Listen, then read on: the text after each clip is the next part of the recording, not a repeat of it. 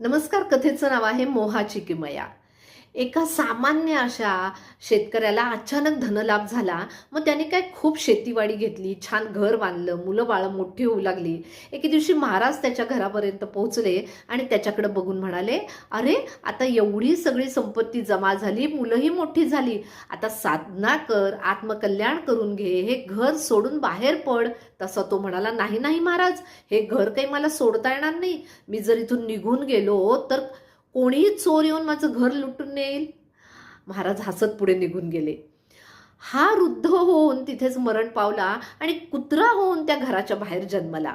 आता हा कुत्रा रात्रंदिवस भॉ भॉ करत त्या घराचं आणि शेतीचं रक्षण करू लागला. तेच महाराज परत तिथे आले आणि त्याला म्हणाले, अरे आता तरी आत्मकल्याण करून घे, साधना कर. तसा तो म्हणाला, नाही नाही महाराज, मी जर त्यात वेळ घालवला तर या घराची शेतीची राखण कोण करेल. महाराज हसत पुढे निघून गेले.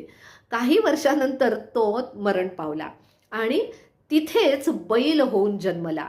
आता हा बैल शेतामध्ये काबाड कष्ट करू लागला. एक दिवस महाराज तिथेही पोहोचले. त्या बैलाला म्हणाले, अरे आता तरी आत्मकल्याण करून घे, या मोहाचा त्याग कर. तसा तो बैल मान हलवत म्हणाला, नाही नाही, मी नाही कष्ट करणार तर कोण करणार. महाराज हसत पुढे निघून गेले. तो बैलही मरण पावला आणि मोहापायी हा बैलाचा जीव त्याच घरामध्ये तिजोरीजवळ सर्प होऊन जन्मला. आता हा सर्प घराची आणि त्या तिजोरीतल्या पैशाची राखण करू लागला.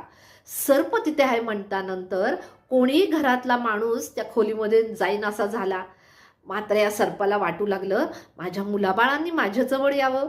आणि एक दिवस त्याचा मोठा मुलगा तिथून जाताना त्याला दिसताच हा सर्प सळसळ करत आपल्या मुलाला बघावं म्हणून त्याच्याजवळ पोहोचू लागला.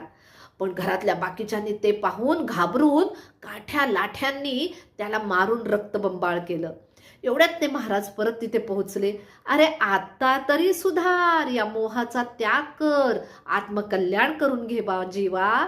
पण तेव्हाही रक्तबंबाळ झालेल्या त्या नागाने, सर्पाने मान डोलावली आणि नाही म्हटलं.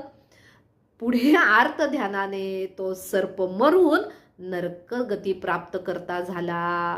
पाहिलं, हा मोह आणि या मोहाची किमया. भवाभवामध्ये या संसारात फिरवणारा हा मोह, याचा त्याग कसा करावा, अहो आत्मकल्याण करूनच. नमस्कार.